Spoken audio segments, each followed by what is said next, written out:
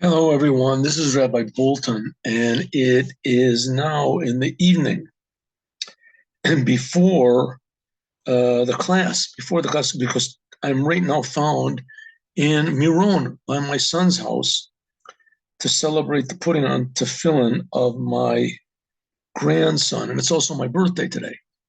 But in any case, I won't be able to give a full class today, only a shorter class. But here's the story. Oh, so you won't miss a story. And this is going to be put up on YouTube. Here's the story. This story is a personal story. It happened to me.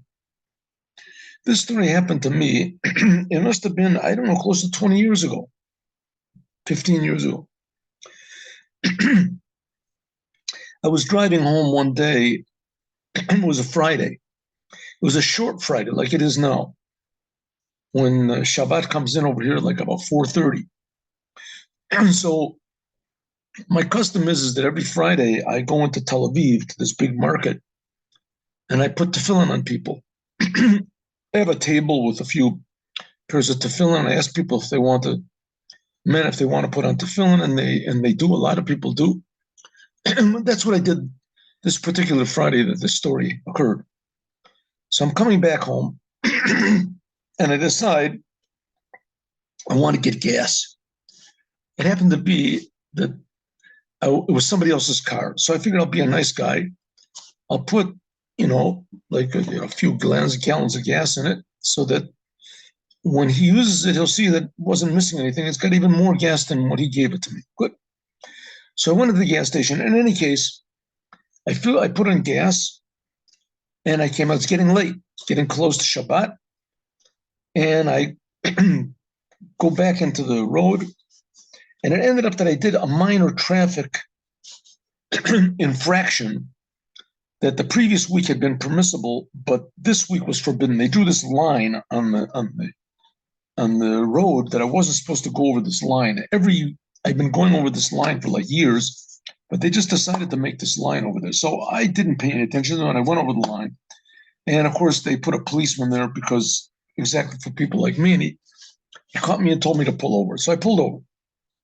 I was getting closer to Shabbat, and this policeman says license and registration. So I give him my license, and he checks. He says, "Oh, I see you live in Kfar Chabad." So I figure that's it. The person's going to say, "Oh, Chabad, I really like the Chabad." No way. Takes out his thing, ticket, the folder, and he starts filling out this ticket. So he says, I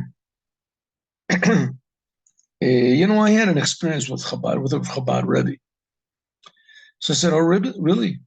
So I figured, maybe he was like regretting it now, and he was saying, "Okay, you know what, you can go." But I saw he wasn't regretting it at all. He was just writing, feverishly writing all my details. And so I figured, okay, I'm going to get a ticket, so at least I'll hear the story. And not only that, while he's telling me the story, he won't be able to give other people tickets. So I'm sort of saving all these other people. So he said, okay, I'll tell you the story. He said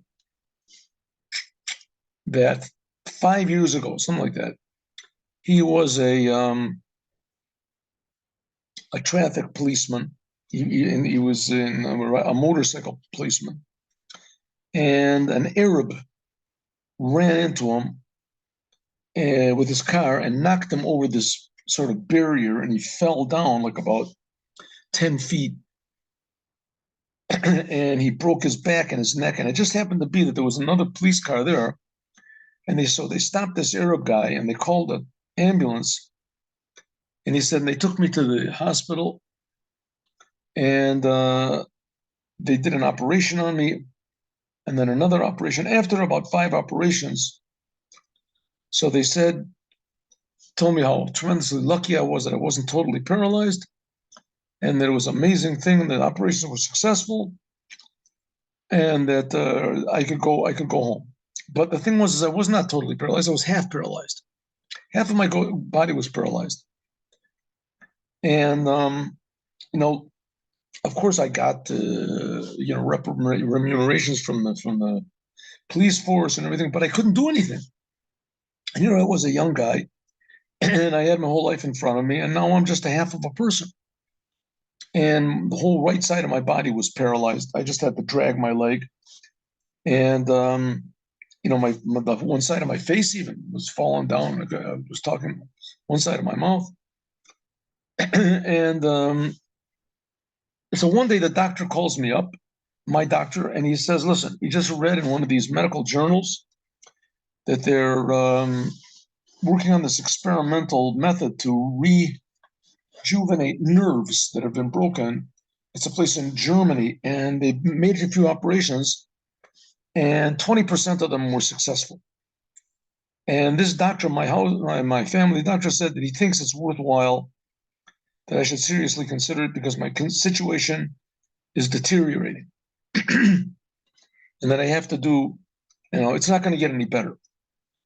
So I'm thinking to myself, listen, I'm half paralyzed. It's not worth anything. At least I'll give it a chance. So I call up we call up this place in hospital, whatever it is in Germany. And I have to make all sorts of plans. And my wife is going to go with me. So she has to get a hotel. And we make all the reservations whenever everything. So, now the date is coming closer and closer to this operation. And I'm having more and more doubts. And I figured, listen, at least now I'm half paralyzed. I'm going to be totally paralyzed. I'll just be like a potato or something. But on the other hand, maybe it'll succeed. I'm going back and forth. And the operation is supposed to be that next Wednesday. It's Friday. And the door opens up. One of my friends comes in with this religious young man. So I'm not a religious person. I'm not a religious person. And in fact, I used to really hate the religious people. Hate them. And so I said to my friend, "What are you bringing me in the burial society over here? Get this guy out of here. I got enough problems." So my friend said, "No, he's from Chabad. Chabad is different." I said, "Come on, nobody's all different. All they want is money. And they don't do anything, a bunch of parasites." So he said, "No, he doesn't want any money." So what does he want? He said, "Yeah, he's going to write to his Rebbe and your name, and you just make a request, and sometimes it works." So I said, "Listen, do me a favor, get this guy out of here." He says, "No, what do you got to lose?" So I said, "Okay, you know what? I have a fax. you tell my wife what to write, and she'll write, and I'll send the fax and tell this, that's it. Leave. You're not getting any money from him." This is okay. Just write whatever you want to. And here's the telephone number. This is the fax number. This is when fax was a big thing like that. Fax number, and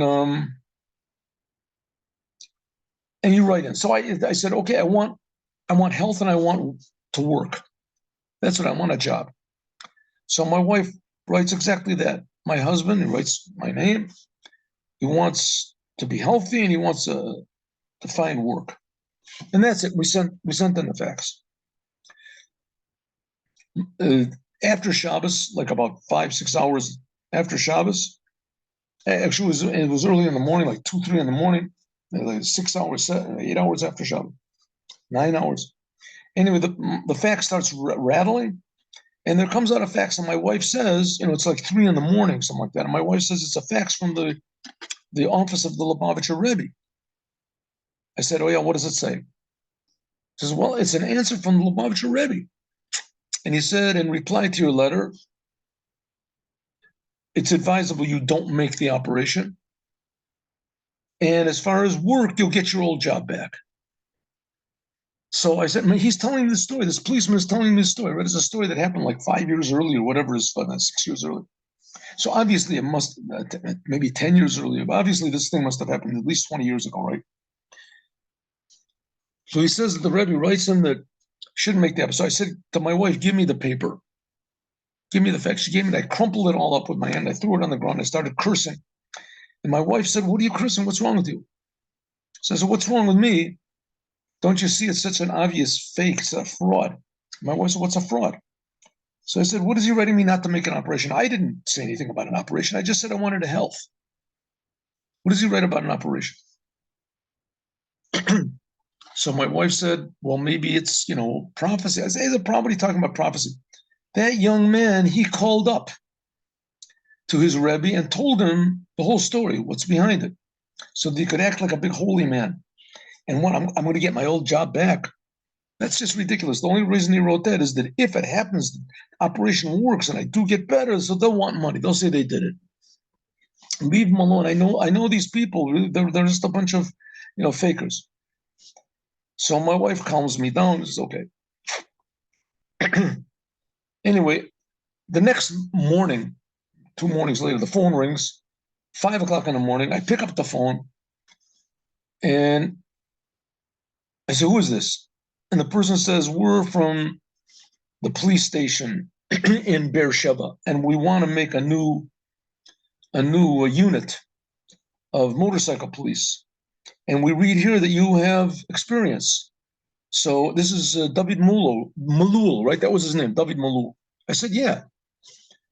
"What are you talking about?" He said, "Well, yeah, we want you have experience as a motorcycle policeman. We wanted." So I cursed the guy out. I said, "You have nothing to do than make jokes in the morning. You let me sleep." So it's a practical jokes. He said, "Drop dead." And I called him all sorts of names. And I slammed the phone down. He's telling me the story, right? This guy Malul is telling me this story. So he said, "I looked at my hand and I lifted the phone up, and I realized I lifted the phone up with my paralyzed hand. So I was like half asleep. So I figured, well, maybe I made a mistake. Maybe it's my left hand is the one that's paralyzed." So I hold them both up in front of me and I'm moving them, and I can't figure out what's going on. And meanwhile, my wife, she said, "What's happening? What's going on?" So I said, "I don't know." The phone rang again. I lift up the phone. This time he said, "I looked at my hand. I lifted it up, and the person said, 'Hello, is this Malul?' I said, 'Yeah, it is. David Malul.' He said, 'Well, what did you curse me out for? What did you say?' I said, 'No, I had a bad dream. I'm sorry. I wasn't aware what I was saying.' He said, 'Listen, you want to come, you want the job, you want to try out for it, come down to the police station in Beersheba. If you don't want, so don't come. But what are you screaming at me?' So I apologized. He said that, of course, I called up the hospital in Germany and they canceled the operation. I let them have the money I gave as a down payment. And that Wednesday, I drove down to the police station in Beersheba. I drove the car, he said. It was like the first time I went out of the house for who knows how long. And I drove down there, and they checked me up. They gave me x-rays and everything like that. And the next Sunday, they called me back and said that I got the job.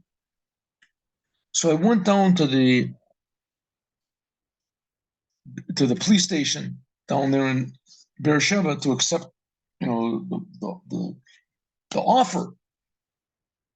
And I brought my x-rays. And so I showed them to the doctor. There was a doctor there. This is the checkup place. So and the doctor said, "Who is this? This person is really in bad shape. Is your father?" So I said, "Well, look at the, identification number, the Tulat Zut." So he said, "What is it?" I said, "It's me." They said, "No, it can't be you." The doctor said, "It can't be you. This person had severe breakage and he had a lot of operations. You don't even have any scars, operations." So he said, it was a miracle that was done by the Lubavitcher Rebbe. He said, if the Lubavitcher Rebbe, this story, that's what I say, he's told me the story like 15 years ago. So he said, if the Lubavitcher Rebbe could give me a new back, so it shows that he rules over nature totally. So it could be that he's still alive in a physical body. He rules over the whole world. So I said, listen, I don't know about that, but one thing I know is that it was worthwhile to hear that story. The ticket that you gave me was worthwhile. Yeah, it was a good. So he said, "Oh, it's not a ticket; it's a warning." He gave me the warning. I have it in my house somewhere. It's a warning. So I said to him, as a joke, "Well, the miracle that just happened to me is bigger than the miracle happened to you." I looked and he wasn't there. Where was he? Back in the street, pulling people over. So how religious it made him, I don't know, because it seems that he must have been working on Shabbat. But for sure, it made a big impression on him, and it seemed from the story that he does do something. I mean, he puts on tefillin. At least he doesn't hate religious people anymore. But I saw the story, and I heard it with my own ears and saw it with my own eyes. And afterwards, I told the story over to another person in Kfar Chabad, a good friend of mine, and he said he heard this policeman, he heard the story, but he did give him a ticket. He got a ticket. In any case, we see that nature is not what we think it is, and the world is not what we think it is, and the Rebbe for sure is not who we think he is. And for sure, everybody is going to be healthy. God should save us, help us from the terrible situation that we're in now in Israel, and save us from the non-Jews and from nations of the world and the United Nations, and save us from our own leaders. And for sure, any second now, Mashiach is going to come and turn the whole thing over. Everyone is ready for it. Have a good day with Mashiach now.